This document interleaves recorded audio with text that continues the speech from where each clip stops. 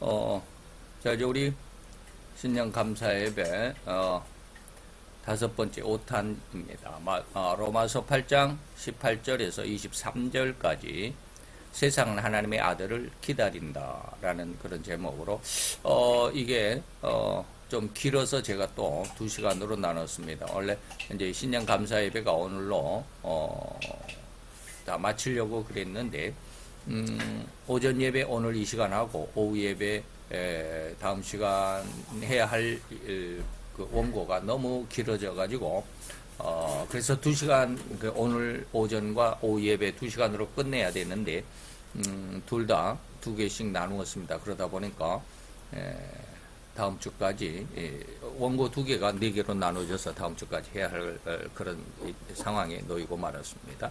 그래서 오늘은 로마서 8장 1절부터 해야 되는데 우선 중간에 잘라서 하나님의 아들들을 기다린다라고 하는 하나님의 아들들에 대한 내용을, 그리고 다음 시간에는 이제 그 하나님의 아들들이 어떠한 신앙인가, 그래서 8장 1절부터 11절 그리고 31절에서 마지막 39절 이렇게 두 부분으로 나누어서 다음 시간에는 그 하나님의 아들들의 삶, 그 믿음, 그런 내용들이 다루어지게 될 겁니다. 자, 그러면 오늘은 오늘 이번 시간과 오후 시간을 통해서 하나님의 아들들을 기다리는 세상, 다시 말하면 하나님의 아들들은 제가 늘 말하는 영성인에 대한 내용인데 어떻게 성장하는지를 한번 생각해 보도록 하겠습니다. 로마서 8장 18절에서 23절입니다. 우리 같이 봉독하도록 하겠습니다. 생각컨대 현재의 고난은 장차 우리에게 나타날 영광과 좋게 비교할 수 없도다. 피조물에 고대하는 바는 하나님의 아들들이 나타나는 것이니 피조물이 허무한데 굴복하는 것은 자기 뜻이 아니요 오직 굴복해 하시는 이로 말미암음이라. 그 바라는 것은 피조물도 썩어짐의 종노릇한 데서 해방되어 하나님의 자녀들의 영광의 자유에 이르는 것이니라. 피조물이 다 이제까지 함께 단식하며 함께 고통하는 것을 우리가 아나니 이뿐 아니라 또한 우리 그 성령의 처음 익은 열매를 받은 우리까지도 속으로 단식하여 양자될 것 곧 우리 몸의 구속을 기다리느니라. 아멘. 순서가 조금 바뀌어 있습니다. 그래서 방금 말씀드린 것처럼 로마서 8장 1절로 11절까지 내용이 먼저 나와야 되는데 조금 순서를 바꿨습니다. 하나님의 아들들에 대한 그 중심을 지난 시간부터 계속해서 말씀을 드리고 있습니다. 그래서 지금까지 저는 이제 로마서를 자세하게 아직은 공부하지 않았지만 7장, 8장을 통해서 하나님의 아들들을 세상이 기다리고 있다라고 이렇게 말하는 것에 대해서 하나님의 아들들이라는 말씀을 지금 쓰고 있습니다. 저는 나름대로 영성인이라는 말로 많이 말씀을 드렸습니다. 자, 이러한 내용들, 그래서 하나님의 은혜 가운데서 또 하나님의 인도하신 가운데서 하나님의 아들들은 어떠한 모습으로 성장하는지 지금까지는 그 복음서에 대해서 그리고 요한복음 16장에 대해서 이렇게 말씀을 견주어서 말씀을 드렸는데 조금 로마서 사도 바울은 좀 다르다라고 그랬죠. 그래서 마태복음에서는 10년 가난과 애통, 그래서 애통이라는 부분이 사도 요한은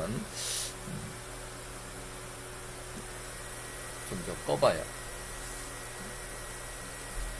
요한복음에서는 마태복음의 애통이라는 부분을 보혜사의 3대 책망이다라는 이러한 부분으로 연결해서 했습니다. 그래서 복음서에서는 10년 가난과 애통의 부분을 이야기하고 있는데 로마서는 그 부분을 조금 더 확장시켜 있습니다.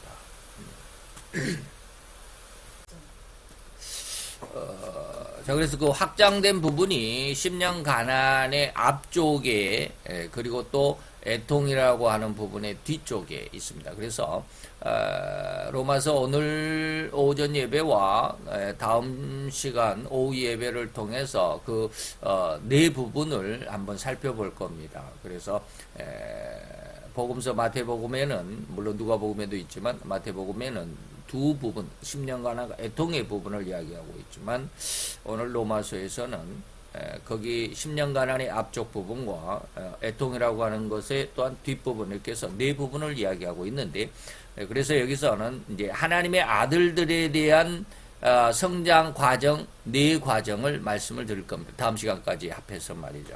한번 생각을 해보도록 합니다. 그래서 하나님의 3대 축복을 받을 수 있는 자격과 그 과정, 그래서 이제 첫 번째 시간입니다. 3대 축복, 늘 말씀드렸으니까 아시겠죠. 그래서 창세기 1장 28절 하나님께서 인간을 만드셔서 뭐 하셨다? 땅을 정복하고 또한 세상 모든 만물을 다스리고 그리고 세 번째는 너희가 번성해서 땅에 충만하라 라고 하는 그런 내용입니다. 그 3대 축복을 받을 수 있는 자격 그리고 그런 이 자격은 뭐야? 하나님의 아들이 되는 것이죠. 예. 그리고 그 하나님의 아들이 되어가는 과정 첫 번째 시간, 다음 주에는 두 번째 시간입니다. 자, 한번 생각해 봅니다. 자, 제시해드린 로마서 8장 18절로 23절 말씀 안에서 하나님의 아들들을 기대하고 있는 이 창조 세계, 피조 세계의 모습을 우리는 오늘 시간에 알아볼 겁니다. 과연 이 피조 세계가, 피조계가 기대하고 기다리고 있는 하나님의 아들들이란 어떤 자들이고 또 어떤 심성을 가지고 있고 어떤 신앙을 가진 자들인지 우리가 확실하게 알아야만 이 말씀이 해석될 수 있고 더욱 하나님이 가장 원하시는 바 제가 늘 기도할 때 말씀 기도의 내용으로 사용하고 있는 하나님이 선하게 이게 로마서 12장이죠. 하나님의 선이 온전히 그리고 기뻐하실 만한 신앙 그런 내용입니다. 그 하나님의 진리를 확실하게 깨닫는 가장 올바른 신앙의 중심을 잡을 수 있을 것입니다. 그러면 오늘 2024년 신년 감사 예배 마지막 예배 시간 마지막이 아니죠. 이게 늘어났으니까 물론 마지막인데 1부 2부로 이렇게 나눴으니까 이제 4시간이니까 다음 주가 이제 마지막 시간 이렇게 되겠죠. 어쨌든지 원래 그 원고에는 오늘 시간하고 다음 주 시간이 1시간씩이었으니까 마지막이었는데 어쨌든지 로마서 7장 8장을 통해서 진실로 하나님이 원하시는 하나님의 아들들로 성장해가는 네 과정을 한번 살펴보도록 하겠습니다. 네 과정이 어떠한 과정인지 앞에서 말씀을 드렸죠. 마태복음에는 두 과정, 10년간과 애통의 과정만 있는데 로마서에는 앞뒤로 1시간씩 더 있습니다. 자, 그러면 그런 네 과정을 보는데 하나님의 아들로 성장해가는 첫째 과정이 뭐냐면 죄가 죽어있다. 이 말을 이해를 잘해야 합니다. 죄가 죽어있다라는 말은 죄를 깨닫지 못한다 이 말이야. 신자들이 죄를 몰라요. 내가 지금 죄를 짓고 있는지를 모른다. 그래서 죄가 죽어있다라는 말로 표현하고 있습니다. 죄가 죽어있고 나는 살아있다. 내가 잘났다 이 말입니다. 곧 죄가 죽어있으니까 죄사. 내가 살아있다. 아생. 나 아자 살생자. 내가 살아있다. 이 말이 로마서 7장 9절입니다. 18절로부터 오늘 18절로부터 23절의 내용인데 제가 지금 7절을 끄집어 왔습니다. 7절부터 이제 원래 이제 그런 내용들이 들어있기는 합니다. 그러나 본래 오늘 제목은 뭐냐면 하나님의 아들들을 세상의 피조 만물 세계 온 우주 만물이 하나님의 아들들이 나타나는 것을 지금 바라고 있다. 말은 못하고 있지만 의도가 그렇다라는 것이죠. 그래서 그런 내용들입니다. 그래서 7장 9절에 보면 앞부분입니다. 뒷부분은 이제 두 번째 과정입니다. 첫 번째 부분은 법을 다시 말하면 율법을 성경을 하나님을 깨닫지 못했을 때는 내가 살았다. 법을 깨닫지 못했을 때는 내가 살았다라는 말은 이 죄가 죽어 있다. 나를 죄를 깨닫지 못하고 있다라는 부분이죠. 로마서 7장 9절의 상반절 오늘 이 말씀은 마태 기록에는 없습니다. 마태 5장에는 하나님의 아들의 자격이라고 해서 여러분들에게 한번 말씀을 드렸습니다. 뭐 7복이다, 8복이다 라고 했는데 거기에서 저희들은 그 7가지의 복, 뭐 하는 자는 복이 있나니 뭐가 있다. 있다. 뭐 이런 거 있죠. 그래서 심령이 가난한 자는 복이 있나니 천국이 저희 것입니다. 라는 것을 시작으로 해서 마지막 11절인가요? 그 하나님의 마음이 청결한 자는 복이 있나니 저희가 하나님의 아들이라 일컬음을 받을 것이다. 라고 하는 7가지의 그 복이라고 해서 우리가 칠복 그리고 또 뭐 그 다음에 의의 의를 위하여 핍박을 받는 자들, 이것이 이제 8번째 나오기 때문에 그것을 팔복이다라고 이렇게 말하기도 하고, 팔복이다라고 그런 처음에가 팔복이고, 그 의를 위하여 죽고 고난을 받는 자들의 복이 있다 해서 거기에 구복이다라고 이렇게 말하는 것들이 있습니다. 근데 저희들은 제가 이제 마태오 5장을 지나왔지만 7번째가 이제 하나님의 아들들이 되는 것이고 8번째가 이제 천국을 위해서 또 의를 위해서 핍박을 받는 것은 7가지 자녀의 자격을 갖춘 자들이 살아가는데 천국을 위해서 살아가는 그런 모습이다.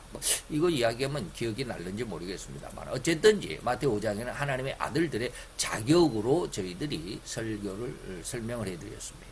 그러면 하나님의 아들들에 대한 자격을 이야기했는데 마태복음 7장 로마서 7장 9절에 법을 깨닫지 못했을 때는 내가 살았다라는 말이 마태의 기록에는 왜 없을까라고 하는 것이죠. 그것은 하나님의 의도가 너무 분명하기 때문에 그렇습니다. 하나님의 의도는 단 한 점의 오차도 없기 때문에 그렇습니다. 곧 이런 첫째 과정이라는 것은, 이 과정이 없는 것은 하나님의 의도는 진정 마태복음에서는 예수님을 유대인과 온 신앙인들의 왕으로 드러내고자 했던 복음이었습니다. 그래서 마태복음의 별칭이 뭐라고요? 왕의 복음이다, 사자복음이다, 뭐 이렇게 이야기하고 있죠. 그 왕의 복음을 기록을 할 때 왕의 백성이 되는, 왕이니까 백성이 있어야 되겠죠. 그래서 마태 1장 21절에 보면 이름을 예수라 하라, 이는 저가 자기 백성을 저희 죄에서 구원할 자다 라고 해서 왕의 이름, 그 다음에 왕이 어떠한 것이냐, 자기 백성이 있는 자가 왕이죠. 그래서 이러한 왕이 백성이 되는 그런 시점부터 마태는 기록을 하고자 했습니다. 그래서 그 의도가 마태오 5장에 보니까 심령 가난이 바로 이제 천국을 얻는 자, 하나님의 나라, 왕의 나라를 얻는 자라고 하는 것이죠. 그래서 저 심령이 가난한 자는 복이 있나니 하나님의 나라 천국이 저희 것이다 라고 하는 왕의 백성이 되는 그런 순간부터 기록하고 있다. 그에 앞선 곧 법을 깨닫지 못했을 때는 내가 살았더니라는 이 부분을 마태는 기록에서 제외한 것입니다. 그래서 마태 기록과 누가의 기록에도 많이 차이가 있죠. 그런 것을 잘 기억을 하실 수 있으면 좋겠습니다. 다시 본론으로, 자, 하나님의 아들로 성장하는 첫째 과정을 우리가 생각해 봅시다. 그러니까 마태복음에서 심령 가난보다 먼저 앞선 한 과정이 있습니다. 이는 절대로 수없이 많은 신자가 이를 정당하고 정통적인 신앙으로 잘못 착각하고 있다는 것입니다. 다시 말하면 이 첫째 과정을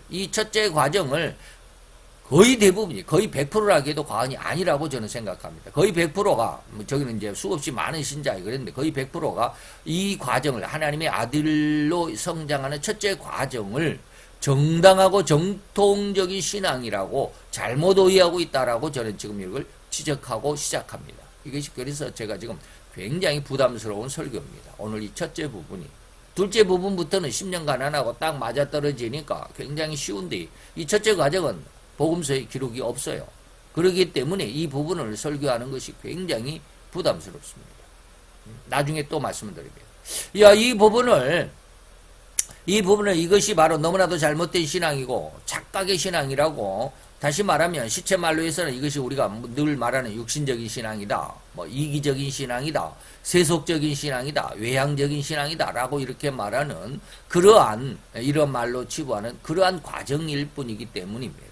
그 육체적이다 또는 이기적이고 세속적인 신앙의 내용과 결말을, 그들은 내용과 결말을 마태는 13장에서 뭐라고 그랬느냐면 네 밭에 대한 비유를 언급한 상황 속에서 열매를 맺지 못한 세 밭, 그러니까 길과 그 다음에 돌밭, 돌자갈밭, 그 다음에 가시밭이라고 말하는 그 세 밭과 같다라고 지금 제가 연결을 시킵니다. 그래서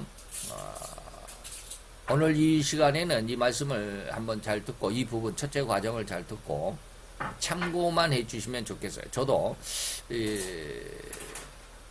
이 부분이 마태복음과 복음서와 연결을 하면 이 부분은 아직 뭐 하는 부분? 구원받기 이전에 교회 안에 들어왔지만 구원받기 이전의 상태다라고 이렇게 말씀을 드리고 있습니다.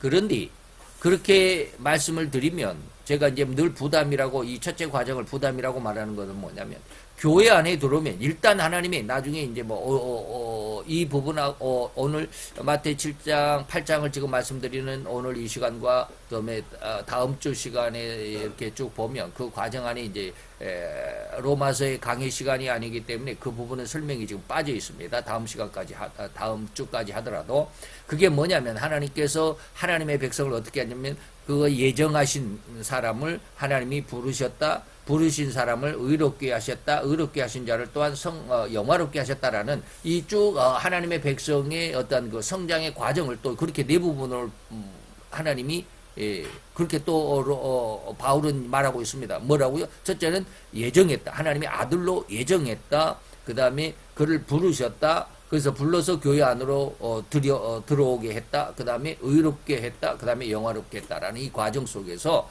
하나님의 예정과 부르심의 과정 안에 이 첫째 과정이 들어 있습니다. 그렇기 때문에 굉장히 지금 해석하기가 저는 어려워요. 그런데 하나님의 천국의 자녀는 뭐부터요? 심령 가난부터예요. 다시 말하면 죄를 회개함부터 천국의 자녀예요. 그런데 오늘 로마서 첫째 과정은 뭐요? 회개하기 이전 과정이거든요. 아직 죄를 몰라요. 죄가 죽어있다라는 뜻이에요. 죄를 몰라요. 죄를 깨닫지를 못해요. 내가 죄인이라는 사실을 몰라요. 교회 안에 들어왔지만. 그래서 제가 부담이라는 게 그거예요. 나중에 기록해 보면 내가 예정을 했다. 내가 불렀다. 근데 로마서 13장에도 가보면 예수님께서 내가 의인을 부르러 온 게 아니고 죄인을 불렀다라고 이렇게 말씀하십니다. 죄인을 불렀다. 부를 뿐만 아니라 이후에 뭐야? 회개하게 하기 위해서. 이런 말을 합니다. 그럼 이거를 구분을 하면 내가 부른 것은 부른 것이지만 나중에 죄를 회개하여 구원하기 위해서 왔다라고 이렇게 말하면 이걸 둘로 나눌 수 있잖아요. 부른 것은 부른 것이지만 나중에 구원은 뭐요? 회개한 자에게 구원을 주기 위한 이렇게 분류할 수 있다고 한다면 오늘 제가 지금 말하는 이 부분과 굉장히 그럴만하다라고 연관성이 있지만 제가 부담이 되는 것도 우리가 지금까지의 신앙은 뭐요? 교회 안에 들어오면 일단 세례를 받으면 예수의 십자가의 죽으심을 내가 믿는다라고만 하면 구원을 받았다라고 해버리잖아요. 그래서 부담이 되는 거예요. 자, 그런 내용들을 한번 가봅시다. 그래서 이 첫째 과정은 열매를 맺지 못한 마태 13장의 7가지 천국 비유에 대한 세 밭, 그 중에 이제 첫째 비유가 바로 이제 네 밭에 대한 비유인데, 그 중에 세 밭은 열매를 맺지 못하죠. 길가, 자갈밭, 그 다음에 가시떨기밭은 열매를 맺지 못합니다. 다시 말하면 길가와 돌자갈밭과 가시덤불밭에 관한 내용인데, 이 세 밭은 아름다운 과정은 있었지만, 결국 다 하나님의 말씀을 듣는 씨를 뿌림을 받은 그런 밭이지만 결국은 열매를 맺지 못했습니다. 이런 열매 맺지 못하면 절대로 천국으로 입성할 수 없다라는 것은 명백하게 마태 13장에 기록하고 있습니다. 그래서 이 세 밭은 뭐예요? 첫째, 길가에는 새들이 와서 먹어버렸고, 그 다음에 돌자갈밭에서는 뿌리가 없으므로 해가 솟아오르니까 말라버렸고, 가시떨기에서는 뭐예요? 가시가 자라서 기운을 막았기 때문에 열매를 맺지 못했습니다. 그 새들이 먹어버렸고 뿌리가 없어 말라졌고 가시가 자라서 기운을 막았으니까 어찌 열매를 맺을 수 있겠는가? 천국에 들어갈 수 있겠는가? 이 말이에요. 이 열매는 천국의 입성입니다. 절대로 열매를 기대할 수 없는 아주 절망적인 상태의 그런 상황을 의미한 비유일 뿐이며 이는 절대로 신자들의 신앙 상태를 비유한 내용임을 절대로 잘 이해할 수 있어야만 할 것입니다. 그래서 이러한 잘못된 신앙을 예수님의 동생인 유다는 가룟 유다가 아니죠. 예수님의 동생 유다는 유다서를 기록하면서 19절에 뭐라고 그랬느냐. 이런 사람들은 육에 속한 자일 뿐이고 성령은 없는 자야. 여기에 성령은 뭘까요? 마태 5장 3절에 심령이 가난한 자 했을 때 그 심령이 회복되는 심령은 하트가 아니라 스피릿이라고 그랬습니다. 그래서 성령으로 다시 성령이 되살아나는 이 말이죠. 생명이 되살아나는.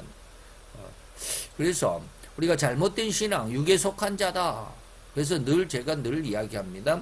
우리가 신앙을 해가지고 하나님 앞에 너무 구원의 은혜가 감사해가지고 내가 하나님 앞에 헌신하겠다 해서 신학을 하고 신학대학원을 하고 그 다음에 뭐 해외 유학을 가고 그래서 신학사를 따고 신학 석사를 따고 신학 박사를 따고 해외 유학을 갔다 와가지고 뭐 그렇게 해도 그들은 하나님 앞에 구원받지 못할 수도 있다라는 말씀을 많이 드리죠. 그들은 뭐요? 그런 어떤 학문을 가지고 우리의 신앙의 어떤 깊이 신앙의 어떠한 아름다움을 가늠할 수가 없습니다. 단지 학문적으로 참 수고하고 애쓰고 아주 깊이 있는 말씀에 대한 연구가 있었기는 하겠지만 성령이 없는 자일 수가 있습니다. 그래서 늘 그런 이야기를 하는 겁니다. 이는 유다가 이단에 관한 규정으로 절대적인 기준을 만들어준 것입니다. 곧 이단의 특색 중에 하나는 오로지 세속적인 일에 욕심일 뿐이다. 물론 저도 여기에서 벗어날 수 없습니다. 그런데 나중에 이제 세 번째 과정에 가보면 이런 말들이 다 나옵니다. 그래서 세속적인 일에 욕심일 뿐이다. 교회 목사가 어느 날 갑자기 뭐 세속적인 욕심이다. 그래서 뭐 1년마다 이제 11월 달이 되면 이제 연말 저기를 하죠. 회기 마감을 하잖아요. 그러면 이제 새해는 목사님 월급을 얼마를 올려줘야 된다. 뭐 이런 거 있잖아요. 공동의회 이런 거 하면 목사님들이 뭐 차가 예전에 한번 이야기를 했었는데 어떤 목사님은 교회가 조금 이제 자립을 벗어나서 이제 조금 성장하려고 그러니까 목사님은 그랜저를 타고 싶었던 모양인데 공동회에서 당회에서는 아직은 그랜저는 조금 비싸니까 옛날 이야기니까 요즘에 그랜저는 아주 이제 국민차가 되어버렸는데 옛날에는 상당히 고급차가 그랜저였잖아요. 그래서 소나타를 사들이니까 아주 목사님이 싫다는 기색은 못하고 마음속으로 아주 안 좋았습니다. 소나타를 사주니까. 그래서 그냥 집에 들어가다가 대문에다가 그냥 들이받았다고 그래. 기스를 내고. 그런 일인데 이게 뭐요? 인간의 모습입니다. 세속적인 욕심이죠. 목회자들은 저희 스승 목사님이 로마서 7장 8장을 제가 요즘에 계속 공부를 하면서 이 원고를 써 내려가는데 너무 힘들었습니다. 너무 힘들었어요. 도대체 이 말씀을 어떻게 내 속에서 우리 스승 목사님의 설교를 내 속에서 내가 어떻게 녹여내서 어떻게 이제 설교를 작성해야 될는지 저희 스승 목사님의 설교를 그대로 중심은 한 줄기인데 설교는 전부 다 제가 이제 바꿔 놓습니다. 근데 저희 스승 목사님은 뭐라고 그러시냐면 최소한도 목회자는 물질과 가정에서 벗어나야 된다. 물질주의와 가족주의에서 벗어나야 된다. 거기에 붙잡히면 안 된다. 그런데 많은 사람들이 교회 담임 목사를 하게 되면 교회 목사님의 비서, 자기 딸을 시킨다거나 자기 아들을 시킨다거나 그래요. 그래서는 안 됩니다. 이게 뭐예요? 세속적인 일이에요. 욕심일 뿐이며 여기에 혈안이 된 삶이고 더욱이 성령의 은혜는 전혀 없는 자가 바로 유다가 말한 육에 속한 자, 이단들은 육에 속한 자고 뭐요? 성령이 없는 자다. 또 다른 말로 하면 이미 죽은 성령이 없다 말은 아까 이제 심령이 가난했다라고 하는 것은 성령이 스피릿이 되살아났다라는 말인데 그러면 아직은 심령 가난 상태 이전이니까 여기 뭐요? 죽은 자다라는 거야. 그래서 더 나간 자는 이런 자들은 뭐요? 구원에 이르지 못한 자. 이 굉장히 지금 제가 부담스럽게 드리는 말입니다. 이것을 부담스럽게 드리는 말. 구원에 이르지 못했다라는 이 말을 굉장히 지금 부담스럽게 말씀을 드린다라고 계속해서 말씀을 드립니다. 아직은 우리 기독교계에서 이런 설교가 아직은 제가 들어보지를 못했어요. 그래서 로마서를 제가 저희 스승 목사님에게 옛날에 그냥 뭐 한 50독을 하고 50강의를 50번을 듣고 막 그랬다 하더라도 제가 공부한 건 아니거든요. 그래서 앞으로 로마서를 이제 강해를 이렇게 마태복음을 하듯이 강해를 하다 보면 굉장한 은혜가 있겠지만 어쨌든지 로마서를 강해하는 다른 목사님들이 있다라는 말씀을 들었지만 과연 이 말씀을 할까라는 그런 의문이 있어요. 그래서 제가 이제 영국의 로이드 존스 목사님을 많이 좋아한다라는 말씀을 또 옛날에 드렸지만 로이드 존스 목사님의 로마서가 굉장히 어마어마한 방대해요. 그분은 어떻게 했는지 한번 찾아보고 싶어요. 나중에 한번 제가 이제 오후 시간에 루이스 볼컵 교리가 이제 거의 5월 달에 끝납니다. 거의 끝나는 것이 5월 달에 끝나는데 그때 되면 로마서를 한번 해볼까라고 합니다. 그때 다시 한번 보도록 하겠습니다. 자, 곧 육에 속한 자들의 생태는 오로지 자기의 욕심입니다. 자기 야망만을 위한 삶을 살아가는 자들이 바로 죄를 모르기 때문에 자기만 살아나기 때문에 이래요. 그래서 자기 이권에 흠이 되는 그런 방향, 그런 어떤 장애라고 생각되는 순간 그 사람은 절천지 원수로 여기는 그런 심성입니다. 또 자기의 욕망, 자기 야망을 이루기 위해서는 주변에 어떤 사람이든 모든 사람은 그저 자기 성공과 행복을 위한 소모품쯤으로만 여기는 심성입니다. 곧 인격적인 존재로 자기 주위에 있는 사람을 인격적으로 대우해주지 않습니다. 이러한 상태, 이러한 인생의 상태를 사도 바울에서 찾아본다면 사도 바울도 이러한 삶을 살았었습니다. 이는 절대로 사울이었을 시기라고 말할 수 있습니다. 사울이었을 당시에 그런 사울이의 신앙은 여러분이 모르실 리가 없겠죠. 그 이름도 사울이란 말은 가장 큰 자라는 뜻인데 그만큼 사울은 자기를 자랑하고 자기를 자랑 삼아서 세상에 드러내는 그런 시기의 그러한 인물이었습니다. 그래서 빌립보서 3장 4절로 6절에 보면 8가지인가요? 자기 자랑을 드러냈습니다. 내가 8일 만에 할례를 받았다. 나는 이스라엘 족속이다. 베냐민 지파다. 그리고 히브리인 중에 히브리인이다. 율법으로는 바리새인이다. 열심으로는 교회를 핍박하는 자였고 율법으로는 흠이 없는 자다. 여기 잘 이해를 할 수 있어야 합니다. 율법의 의로는 흠이 없는 자예요. 그게 율법을 100% 다 지킨다라는 뜻입니다. 흠이 없어요. 율법을 지키는 것에. 그런데 나중에 보면 지금 뭐라고 그래요? 나는 죄를 몰랐다. 법을 몰랐다라고 그러잖아요. 예? 율법을 몰랐다. 깨닫지 못했다. 아니 법을 잘 아는 사람이 나는 율법에는 의의가 없는 자라고 빌립보서에는 이렇게 자기 자신을 자랑했던 사람이 지금은 뭐예요? 법으로는 난 지금 깨닫지 못하고 있어. 이게 말이 안 돼. 상반되잖아요. 완전 반대잖아요. 그것은 뭐예요? 율법은 의문적으로 다시 말하면 기록적인 문서적인 책으로는 내가 정말 잘 지키고 있지만 정확한 그 율법의 하나님의 진의가 무엇인지를 몰랐다라는 거예요. 그러니까 자기가 죄가 없는 거예요.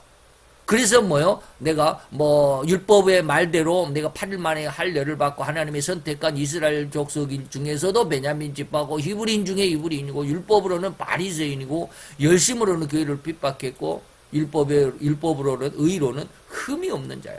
그리고 가말리엘의 문화생이야.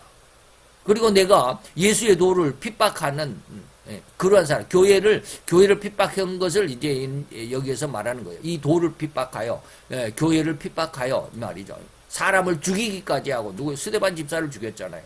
그리고 남녀를 결박하여 옥에 넘겼다. 예수 믿는 자들, 신자들을 이렇게. 그러한 시대를 사도 바울도 살았습니다.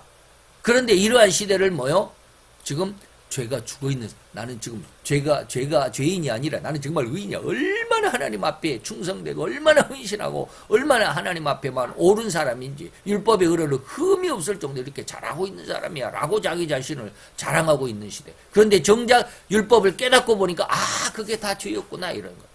그러면서 사도 바울은 이것을 배설물을 탐하던 시기라고 고백했습니다. 빌립보서 3장 8절에 보니까 여기서는 4절 6절까지였는데 7절 빼고 8절에 보니까 나중에 깨닫고 보니까 이러한 것, 지금 말하는 이러한 내용들, 이 엄청나게 자랑을 했던 것들이 다 나는 잃어버릴 배설물로 여기고 싶다라는 거예요.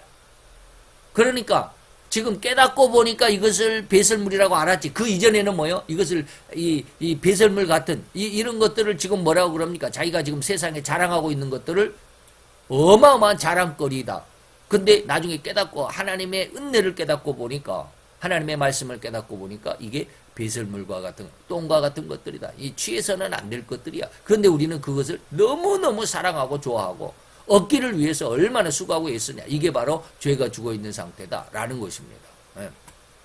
곧 이때 사울이었던 시기에는 절대로 온 율법을 다 외우고 있다고 해도 과언이 아닐 정도로 율법에는 흠이 없다라고 자부할 정도였음에 주의하십시오. 곧 이때 사울은 복음에 관해서는 호리만큼도 모르는 상태였다. 복음에 대해서는, 율법에 대해서는 내가 흠이 없는 상황이었지만 하나님의 은혜의 진정한 하나님의 진의, 복음에 관해서는 호리만큼도 모르고 있는, 죄가 죽어있는 상태. 아직은 죄가 내 속에 딱 죽어있으니까 나는 잘하고 있어. 하나님 앞에 온전히 믿음의 모습만이야.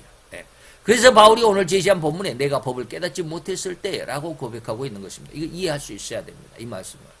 바로 이런 상태에 온통 세속적이면서 오로지 자기 이기적인 것만을 추구하고 그래서 얻은 것을 성공이라고 행복이라고 축복이라고 여기는 그러한 심성.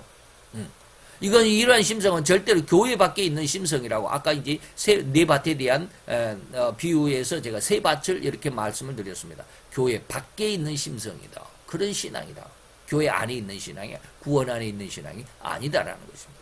절대로 교회 안에 있을지라도 몸은 교회 안에 있는데 이 말이에요. 바울처럼 이제 사울이 했을 때처럼 정말로 그렇게 훌륭한 정말로 율법에 흠이 없을 정도로 아름다운 그런 신앙이었지만 법 안으로 율법 안으로 다시 말하면 하나님의 은혜 안으로 딱 들어오니까 구원이 무엇인 줄 깨닫게 되니까 이 모든 것이 배설물이더라 이런 거예요. 아직은 구원 안에 들어오지 못한 상태의 그런 상황이라고 할 수 있다란 말입니다. 이 부분에서 구원받지 못한 상태라고 규정하고 설명해 드린 것이 정말 저는 지금 부담스럽습니다. 아들 교회 안에 아들이 아니죠.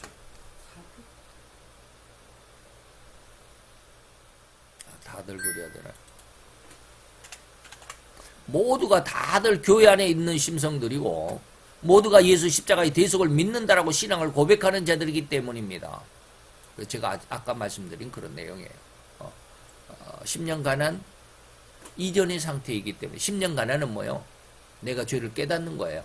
죄를 회개하는 거예요. 죄를 깨달아야 회개할 수 있잖아요. 그건 이제 두 번째 과정에 말씀이 나올 겁니다. 자, 이런 신앙이 교회 안에 들어왔다면 그는 절대로 그가 무슨 직분을 얻었을지라도 곧 집사고 장로고 권사일지라도 아니 심지어 신학을 하여 전도사가 되고 더욱이 목사가 되었을지라도 그는 오로지 세상이 원하는 성공과 세상의 행복과 그리고 모든 절차와 내용들을 그대로 가지고 있을 뿐 죄를 아직 회개하지 못한다 이 말입니다. 오직 명예욕에 사로잡혀 있을 뿐입니다. 세상에서 돈이 최고라는 물질욕에서 벗어날 수가 없다라는 말입니다. 하는 것마다 오로지 자기 자랑이고 무의식 중에서도 어깨를 으쓱거리는 자기 욕망의 삶일 뿐입니다. 오로지 남들의 눈에 웅장하게 보일 수 있으면 그것이 하나님의 축복을 받는 진짜 신앙이라고 여길 뿐이더란 말입니다. 외형적인 모습으로 세상에 자기를 하나님의 축복받은 자라고 드러내고 싶고 자랑을 삼고 싶은 그런 심정일 뿐입니다. 무슨 말인지 잘 이해가 되시죠? 그러나 그 입에서는 예수의 이름이 수없이 흘러나올 수도 있습니다. 이런 아직은 죄를 깨닫지 내 속에 그리고 내가 죄인이라는 사실 내가 죄를 지었다라 하나님 앞에 구원받지 못한 죄인이라는 사실을 느끼지 못하면서도 그가 교회 안에 있기 때문에 그가 교회에서 또 신학을 했기 때문에 심지어 목사가 돼서 예수의 이름이 수없이 그 입술에서는 흘러나올 수도 있습니다. 그러나 그는 아직 구원받지 못한 상태일 수도 있다. 그래서 제가 마태 7장 21절 23절이 굉장히 무섭고 두려운 말이다 라고 많이 말씀을 드렸습니다. 예수님대로 주여 주여 말은 잘할 수 있습니다. 그러나 다 천국에 들어갈 것이 아니야. 뭐요? 그가 주여 주여 우리가 주의 이름으로 선지한 노릇을 했습니다. 그 입에서는 얼마나 예수를 찬양했습니까? 주의 이름으로 귀신을 쫓아냈습니다. 주의 이름으로 많은 권능을 행했습니다. 에덴 동산에서 하나님은 첫사람 아담과 하와에게 엄한 명령을 하셨습니다. 동산 중앙에 있는 선악과는 먹지 말라. 먹는 날에는 정령 죽으리라. 이 명령. 그런데 아담과 하와는 그런 하나님의 엄명을 소홀히 했습니다. 오히려 인간의 욕망을 채워줄 호기심, 이것은 물론 이 인간 스스로가 갖는 호기심이 아니라 마귀의 유혹을 받아 유혹된 마음이 명백합니다. 이런 유혹을 받은 호기심을 따라서 행동한, 다시 말하면 그 행동이 뭐예요? 선악과를 먹고 말았다라는 거예요. 뭐 때문에? 죄의 유혹 때문에. 근데 그게 죄의 유혹이라는 걸 몰라요. 그저 내가 세상 속에 살아가는 삶의 방편, 삶의 방법, 세상을 성공을 향한 인간의 수고와 노력이다라고만 생각을 합니다. 그 결과는 하나님의 엄명과도 같이 뭐라고요? 분명하고 확실하게 뭐였다? 죽음이었다라는 겁니다. 바로 이렇게 죽어있는 자가 바로 이단이라고 유다서는 이야기하고 있습니다. 이게 틀리지 않습니다. 그런데 정령 죽으리라 했음에도 어째서 아담과 하와는 선악과를 먹은 후에도 이후 3명, 물론 이제 성경에는 3명밖에 그 이후에 뭐 800살이 될 때까지 자녀를 낳았다라고 이렇게 했으니까 이름은 안 나와 있지만 많이 낳았습니다. 그러나 성경에는 3자녀가 있습니다. 3자녀를 낳을 때까지 죽지 않고 살았을 거야. 정령 죽으리라. 먹는 날에는 그냥 죽을 거야 했는데 이후에 800년을 더 살고 자녀를 수없이 낳았죠. 이게 보면 하나님의 말씀이 잘못된 것이냐? 아닙니다. 정리라고 하신 그 말씀은 아담과 하와가 선악과를 먹는 그 순간 이미 실행돼 이미 죽어 있습니다. 다시 말하면 육신의 생명이 죽은 것이 아니라 영적인 생명이 죽은 것이다. 오늘 유다가 설명한 것처럼 오직 육으로 사는 삶으로 전락했어요. 성령의 역사는 단절되어 버렸어. 그래서 육체를 아까 뭐라고 그랬습니까? 그래서 이들은 뭐예요? 육으로는 살지만 성령이 없는 자다. 이게 이단이야. 이게 잘못된 자요. 그래서 오로지 자기 육신의 삶을 위한, 그래서 자기의 야망과 욕망을 채우는 삶일 뿐입니다. 이런 신앙을 절대로 우리는 육체적인 육신의 신앙이다 라고 말하는 거예요. 세속적인 신앙이다, 뭐 자기중심적인 외형적인 그런 신앙이다 라고 우리가 흔히들 말하고 있는 그런 모습입니다. 그래서 제가 이 마태 7장을 공부하기 전에 제가 이렇게 깊이 생각하면서 공부하기 전에 이걸 잘 몰랐어요. 그래서 계속 그런 거 이야기해요. 그래서 히브리서 11장 6절이 그래서 해석이 되는 거예요. 11절 히브리서 11장 6절은 뭐예요? 믿음의 장이잖아요. 믿음에서 한번 하나님 앞에 뭐 하늘의 은사를 맛보고 성령의 은혜를 맛보고 타락한 자는 다시 회복할 수 없다. 이 타락할 수 있는 자들은 뭐예요? 바로 이 첫째 과정이 있는 자들입니다. 물론 둘째 과정이 있는 자들도 타락할 수도 있습니다. 그러나 거의 타락하죠. 둘째 과정까지 들어가면 두 번째 과정으로 들어가 보면 다시 말하면 죄가 살아났다, 죄를 깨닫게 됐다, 죄를 회개했다 이런 사람이 확실한 은혜가 있는 사람들 거의 타락하지 않습니다. 그러면 교회에 나왔다가 타락한 사람들은 어떠냐? 이 첫째 과정 속에 있었던 사람들입니다. 자, 두 번째로 넘어갑니다. 두 번째 과정은 뭐예요? 이때 죄가 살아납니다. 그리고 나는 죽습니다. 그래서 죄가 살아났다, 죄의 생, 내가 죽었다, 아사. 그래서 죄생 아사. 다시 말하면 이 말은 뭐냐면 심령이 가난한 자, 그것이 바로 천국이다 라고 하는 겁니다. 이런 말을 쭉 설명해 가봅니다. 이렇게 영이 죽은 상황, 심령이 가난한 것은 심령은 하트가 아니라 스피릿이라고 그랬습니다. 스피릿이 심령이 가난하단 말은 스피릿이 살아났다. 그래서 천국을 소유한 자다. 구원을 받은 자다. 이런 뜻입니다. 그러면 이 심령이 가난하기 이전에는 다시 말하면 첫째 과정에서 죄가 죽어 있을 때 죄가 살아나지 않았다. 죄가 살아났단 말은 죄가 이제 내가 깨닫게 됐다 이런 뜻. 죄가 막 살아나가지고 죄가 막 나를 주장하고 이게 아니라 죄가 기억이 나고 죄가 깨달아지고 그래서 회개했다 이런 뜻입니다. 잘못 이해하면 안 됩니다. 그래서 이제 그게 이제 두 번째 로마서 7장 9절이 두 번째가 이겁니다. 아까는 우리가 7장 9절에 앞부분만 얘기를 했잖아요. 뒷부분은 뭐냐면 계명이 이름에 이 말이에요. 계명이 이렇다는 말은 뭐예요? 죄가 살아났다 이 말입니다. 그래서 죄는 살아나고 나는 죽었도다. 계명을 깨닫게 되니까 그런 과정이 있었다라고 하는 것입니다. 자, 이렇게 영이 죽은 상황, 또 영이 죽은 상태에서 다시 살아나는 부활의 은혜죠. 이것이 예수 십자가의 은혜로 말미암아 심령이 가난해졌다라고 우리가 늘 이야기를 하는데 죄가 깨달아졌다, 회개했다 이런 뜻입니다. 그래서 다시 살아나는 은혜의 한 시점이 바로 뭐다? 심령 가난이다. 이 심령 가난함에서 이 심령은 무엇을 의미합니까? 가난함이란 무엇을 의미합니까? 라는 것을 우리가 먼저 생각해 볼 수 있어야 늘 말씀드린 겁니다. 먼저 심령이라고 하는 것은 스피릿입니다. 이 심령은 절대 마음, 하트가 아니라 스피릿입니다. 그래서 이때 영이 살아났다라는 의미인데 그러면 인간의 영이 죽어 있었다라는 의미가 아니겠습니까?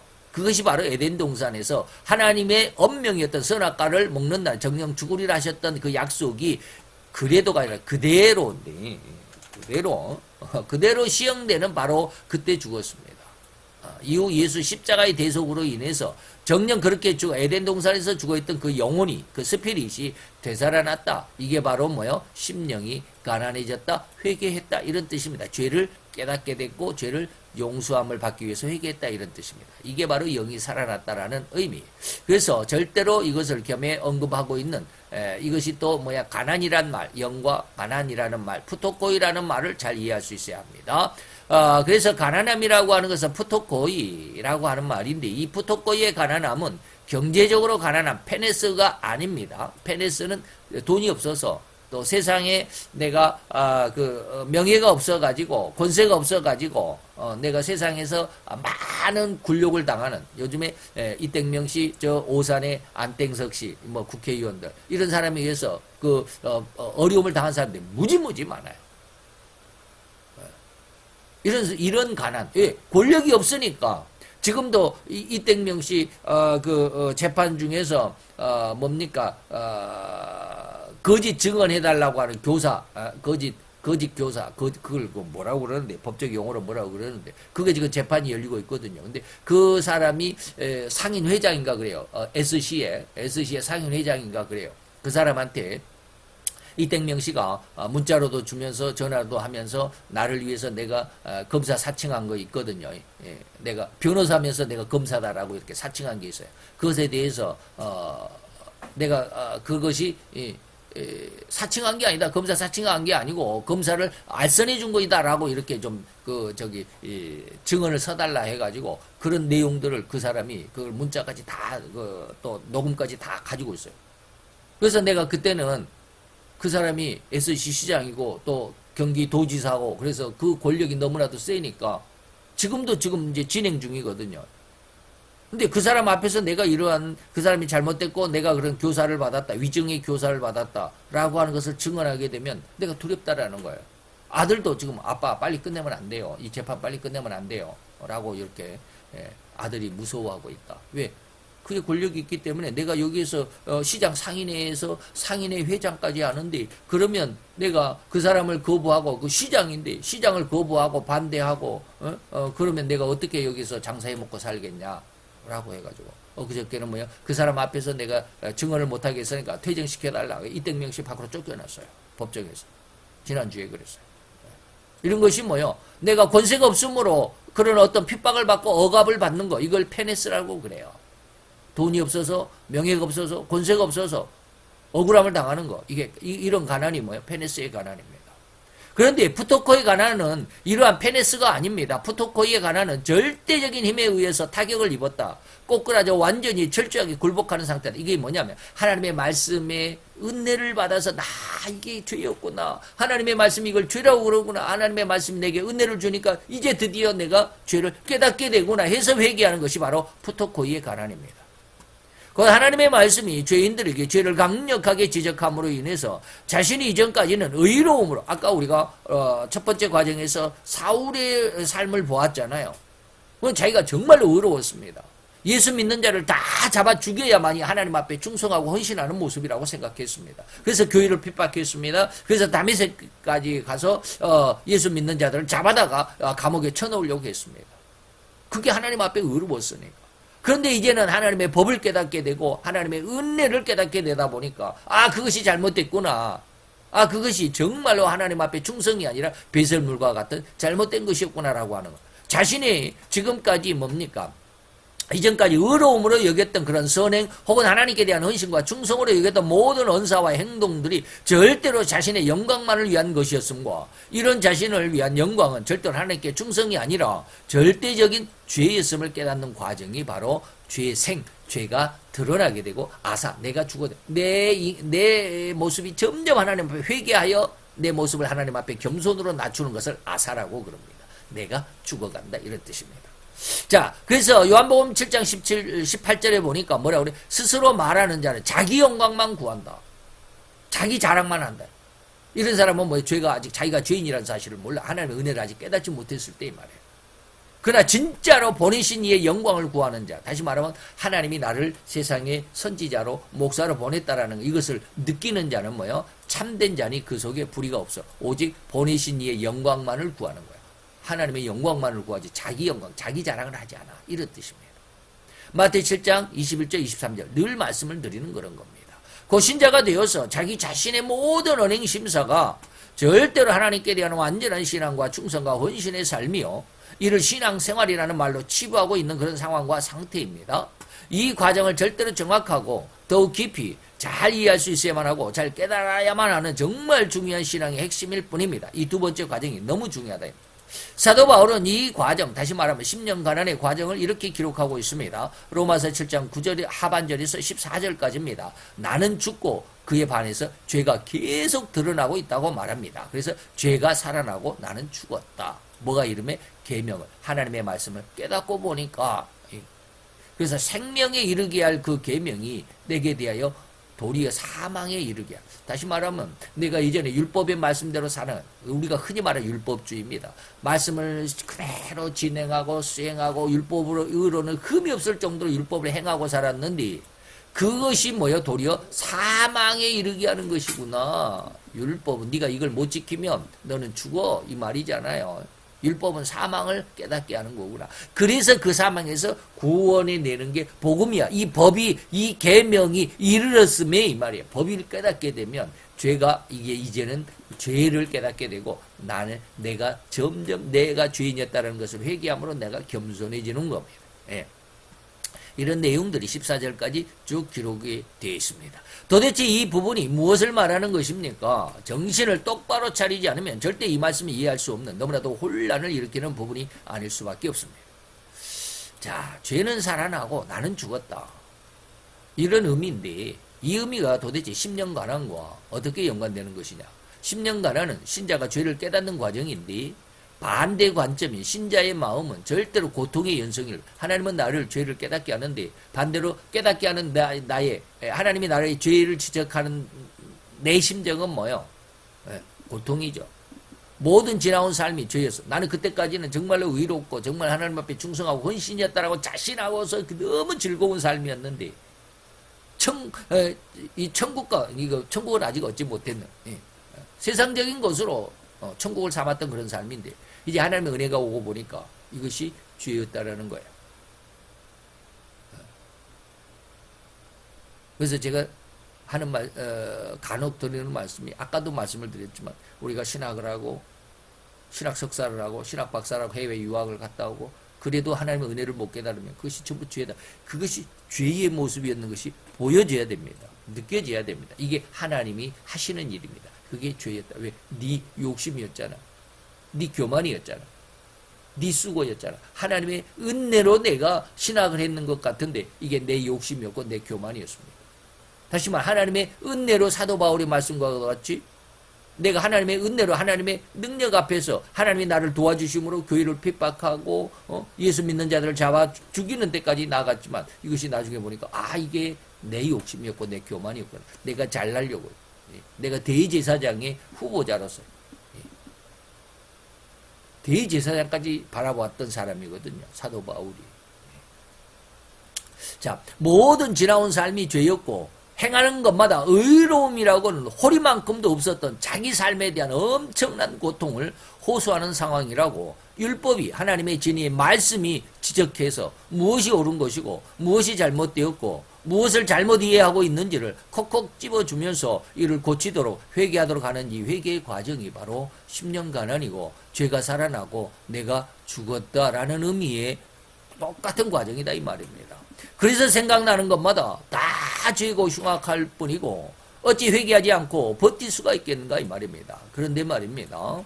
여기에서 중요한 한 가지 정말 기준을 세워야만 하고 이 기준을 똑바로 세우지 않으면 절대로 올바른 신앙으로 성장할 수가 없고 오히려 신앙의 중심을 잡지 못하고 허탈한 결과에 이를 수밖에 없는 뿐인 한 가지가 있습니다.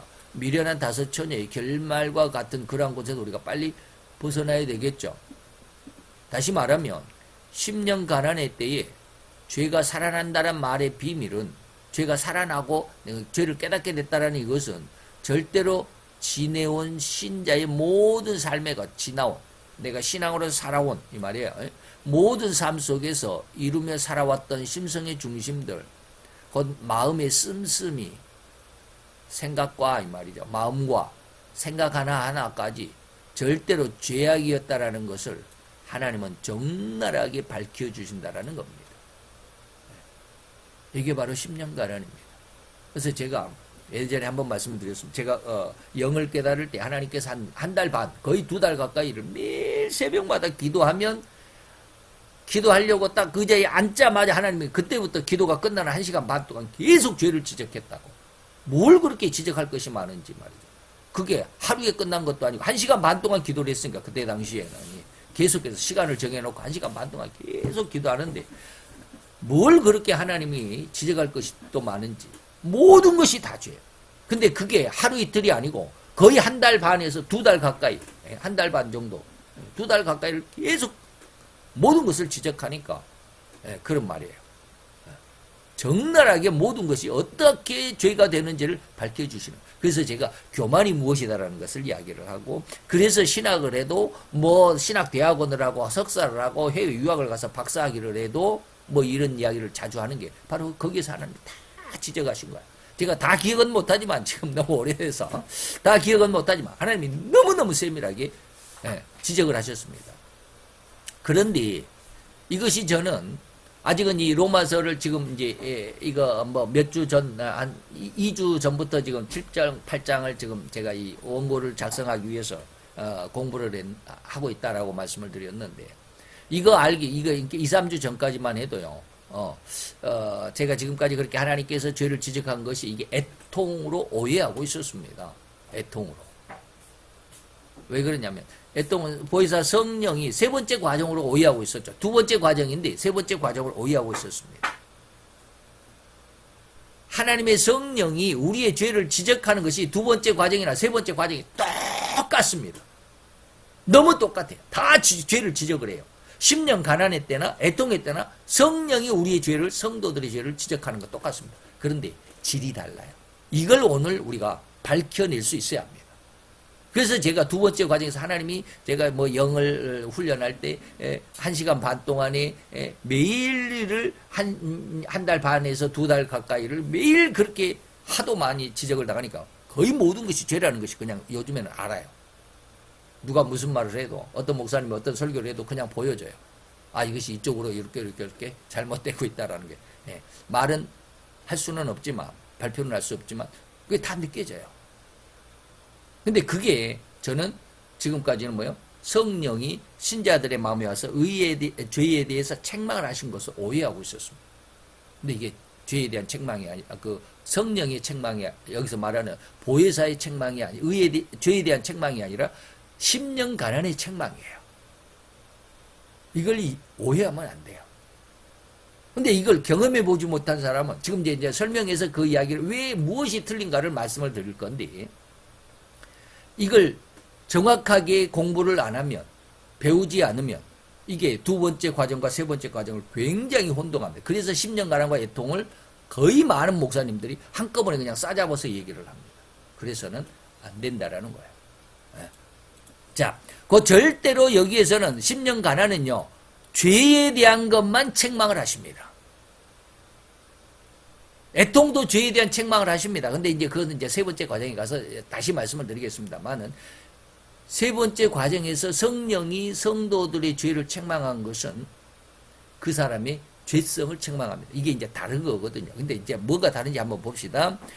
과거의 죄를 10년 가난할 때, 계명의 이름에 죄가 살아났다, 내가 죄를 깨닫게 된다 할 때는요, 과거의 죄입니다.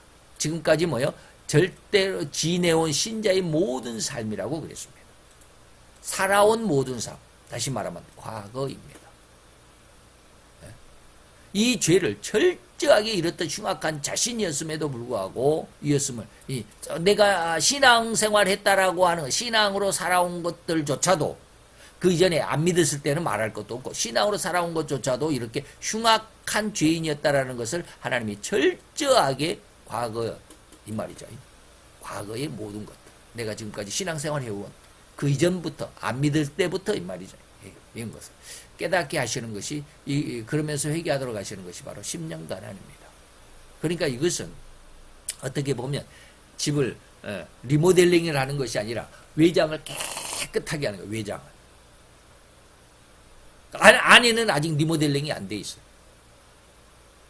외장만 깨끗하게 하는 거예요. 속을 깨끗하게 하는 것이 뭐냐면 애통입니다. 그 세 번째 과정이에요. 두 번째 과정은 외장만. 우선 이 껍데기만 깨끗하게 그릇을 깨끗이 닦아서 그냥 반짝반짝 빛나게만 하는 거야. 이런 뜻입니다. 그 사도 바울의 고백과도 같이 지난날 과거죠. 사울이었을 때 자기의 언행심사 모두가 하나님을 위한 충성이요 권신의 삶이었다라고 자부하면서 자신하던 그런 때, 그것은 방금 제시해드린 사도 바울의 고백, 이것은 뭡니까? 이렇게 빌립보서 이 말입니다.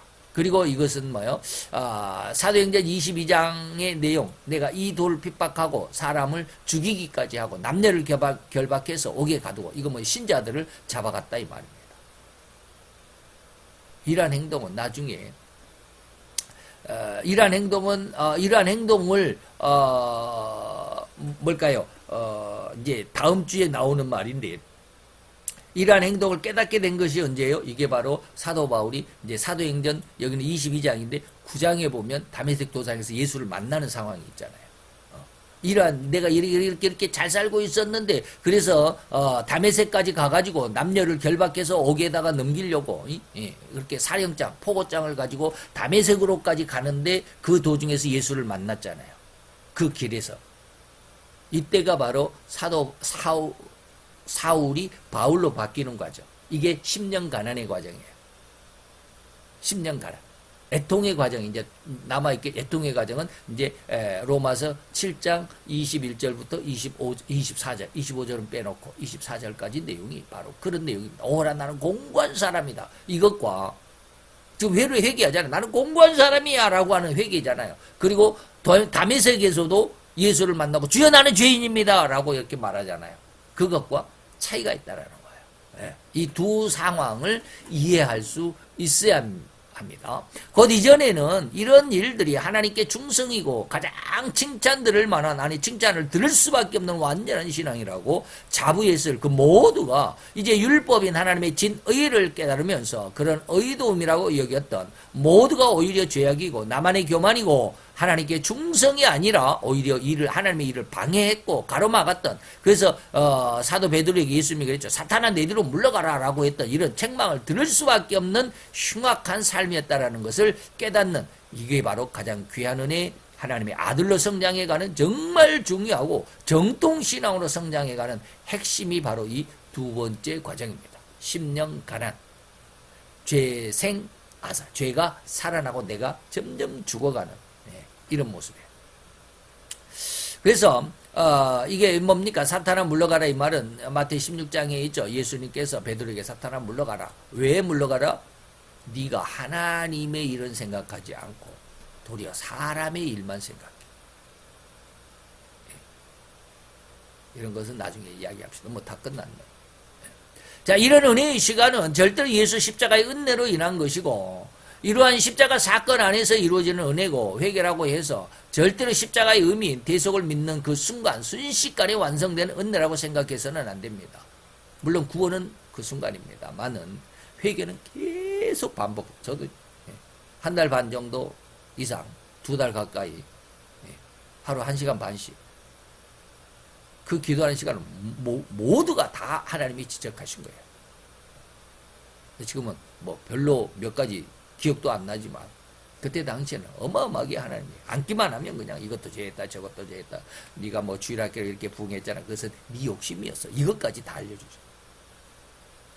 네가 뭐 할 때 무슨 말을 했지, 그건 네가 이렇게 해서 네 교만이었어, 네 욕심이었어, 네 잘난 맛에 네가 자랑하려고 했어, 뭐 이런 거 무지무지하게 많았어.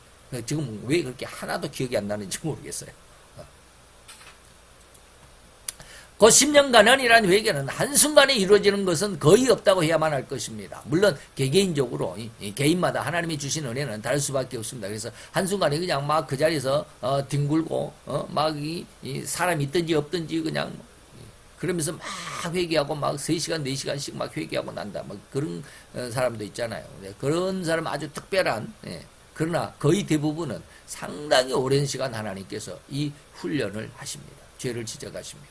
그래서 사도 바울이 다메섹 도상에서 한순간에 부활하신 예수를 만남으로 회개가 이루어진 사람도 없지는 않을 것입니다만, 그러나 대부분의 신자는 상당한 시간적인 흐름 속에서 신앙 훈련이라고 할 수 있을 만큼 많은 시간이 지나가면서 천천히 하나님의 말씀과 함께 자기 신앙이 성장해가는, 내가 겸손해지고 그래서 내가 죽어간다, 이런 뜻입니다. 성장해가는 것이라고 해야만 할 것입니다. 아멘. 그래서 이런 첫 번째, 두 번째 시간 과정, 그래서 죄가 아직은 죄를 깨닫지 못했다. 죄가 죽어있다. 죄사 아색. 내가 살아있다. 나의 교만이죠. 내가 막 교회에서. 그리고 이제 두 번째 단계 은혜를 알게 되면은 뭐요? 죄가 살아난다. 죄생 아사. 내가 점점 겸손해지고 내 모든 죄를 회개함으로 내가 점점 낮아지게 된다. 아사. 죄생 아사. 이런 두 번째 시간까지 오늘 이 시간 알아봤습니다. 마지막 넷째 과정은 다음 시간에 한번 생각을 해보도록 하겠습니다. 많이 기대해 주시길 바랍니다. 기도합시다. 할렐루야. 주님, 오늘도 주님의 귀한 사랑과 은혜와 은총을 주께 감사를 드립니다. 아버지 하나님, 세상 우주 만물은 하나님의 아들들이 나타나는 것을 이렇게 고대하고 기대하고 기다리고 있나이다.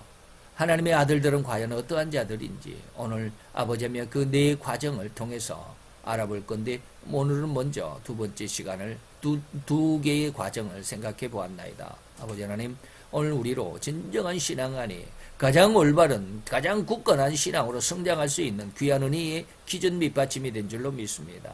이 새해 2024년을 맞이해서 하나님 앞에 더 아름답고 또 가장 올바르고 가장 굳건하고 굳센 신앙으로 성장해가는 새해 신년 축하 감사 예배로 우리 이 말씀을 선택하고 말씀을 알아보았사오니 우리 심령에 진정한 신앙으로 자리 잡을 수 있고 뿌리 낼 수 있는 귀한 은혜의 역사가 이루어지게 하여 주옵소서. 예수 그리스도의 이름으로 감사와 기도드렸사옵나이다. 아멘.